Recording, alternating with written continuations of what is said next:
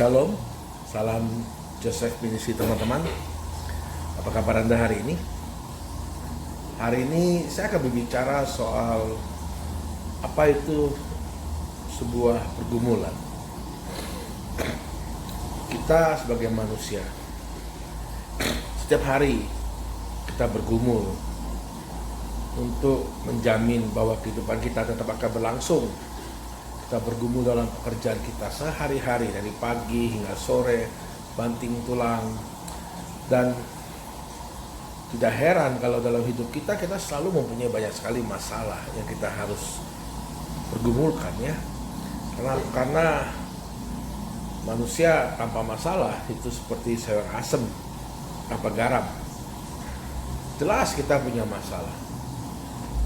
Banyak masalah yang bisa membuat kita menjadi lebih dewasa. Dan masalah bukan ada untuk menjatuhkan kita. Nah, cenderung kita dalam menghadapi sebuah masalah, kita mempunyai cara mengatasi yang berbeda-beda. Ada yang akan kuat akan masalah, ada yang menyerah. Tapi kita anak-anak Tuhan, kita selalu percaya bahwa di balik setiap masalah yang ada berkat besar di belakang itu. Kita belajar bahwa setiap masalah akan kita lalui bersama Tuhan. Setiap masalah itu ada hal-hal positif yang kita bisa petik dari masalah-masalah yang kita temui dalam kehidupan hari kita sehari-hari. Namun yang menjadi masalah sekarang adalah seringkali pergumulan ini dipakai dengan cara yang tidak pantas, tidak baik. Paulus mengajarkan di Roma 15 ayat 30 bahwa ketika kita bergumul, bawalah pergumulan kita itu dalam doa kepada Tuhan. Dan Tuhan juga pernah bilang ketika Anda berdoa, masuklah ke kamar, kunci pintu, dan apa yang tersembunyi itu akan didengar oleh Tuhan. Jadi baik doa atau pergumulan itu adalah sesuatu yang pribadi antara kita sama Tuhan. Ya, kita bisa minta kekuatan, minta solusi, minta jalan keluar, maka minta mukjizat sama Tuhan. Ya, tidak perlu mediasi akan hal itu, karena sebuah pergumulan itu masalah yang sangat pribadi. Tapi zaman sekarang pergumulan ini dipromosikan. Jadi ketika saya melayani bersama ministry kami ke banyak daerah, Anda pun pasti pernah mengalami hal seperti ini ketika seseorang, khususnya hamba Tuhan, mengatakan, aku sedang bergumul nih. Itu artinya dia sedang meminta.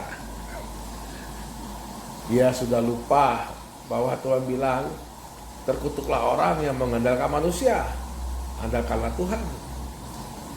Tapi ya mau bagaimana lagi? Hamba Tuhan sering mengatakan pergumulan ini menjadi sebuah ajakan, meminta simpati agar apa yang ia inginkan dapat diberikan oleh orang lain. Aku bergumul nih, gereja kami sedang bergumul untuk keyboard.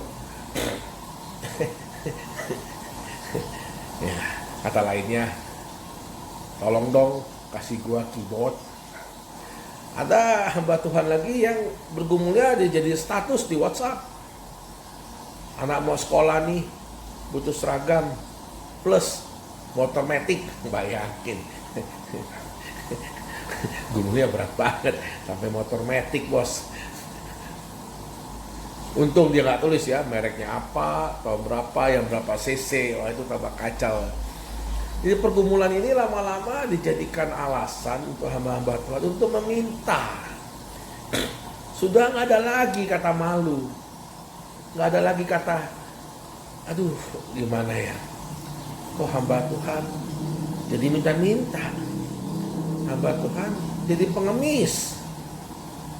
Bukankah pergumulan dia seharusnya dia bawa dalam doa, dan jika dia percaya Tuhannya luar biasa, Tuhannya pasti menyediakan segala sesuatu yang ia butuhkan, kan dia cukup berdoa sama Tuhan, bergumul sama Tuhan.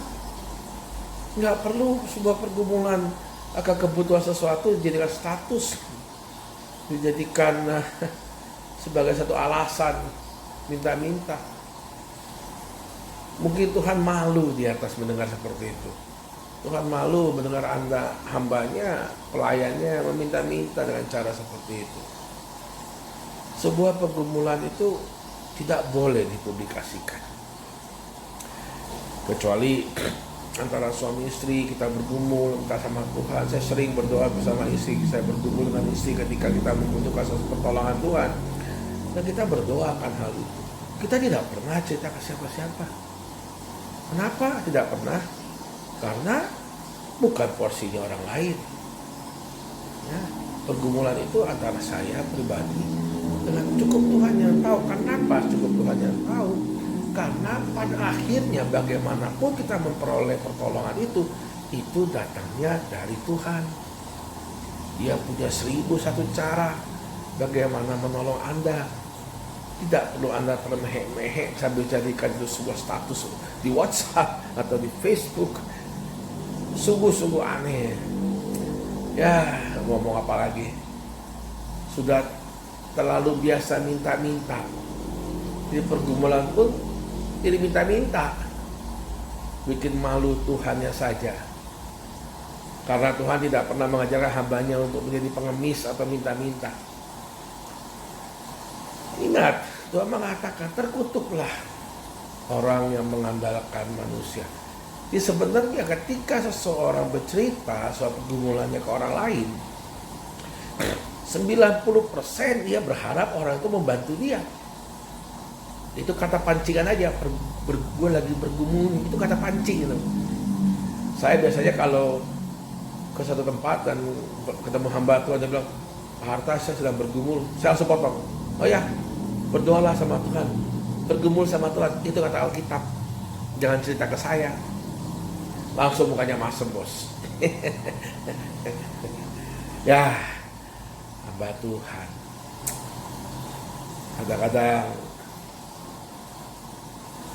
saya tidak mengerti hamba Tuhan, tapi tidak percaya, tidak bisa mengandalkan Tuhan.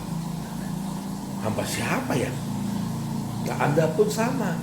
Ketika Anda membutuhkan pertolongan Tuhan dan sedang bergumul, catat omongan saya, gak usah cerita kanan kiri, berdoa sama Tuhan. Dan ketika imanmu percaya bahwa Tuhanlah yang akan menolongmu, pertolongan itu akan datang dengan cara-cara yang Anda tidak akan pernah bayangkan. Percayalah, cerita kanan kiri pun tidak menyelesaikan masalah, malah memperbesar masalah. Ya, praktekkan iman Anda, praktekkan kepercayaan bahwa Allah kita luar biasa, Allah kita itu penuh kuasa. Jangan kalah dengan kondisi, jangan jadi pengemis, jangan pakai dalih pergumulan meminta-minta kepada orang lain, malu. Begitu saja hari ini ya. Untuk ada yang sedang bergumul, terus berdoa, terus meminta sama Tuhan, jangan pernah menyerah. Terus minta, berdoa dengan sungguh-sungguh. Dan jika ada yang Anda ingin sharingkan atau ingin tanyakan soal apapun itu dalam Alkitab, Anda boleh kirimkan pesan kepada saya, dan kalau sempat saya bisa membalasnya kepada Anda. Anda bisa hubungi saya via Messenger di Facebook. Nah, Facebooknya atas nama Harta Wijaya. Salam berkat hari ini, keep safe, keep healthy. Anda dalam nama Yesus. Haleluya, amin.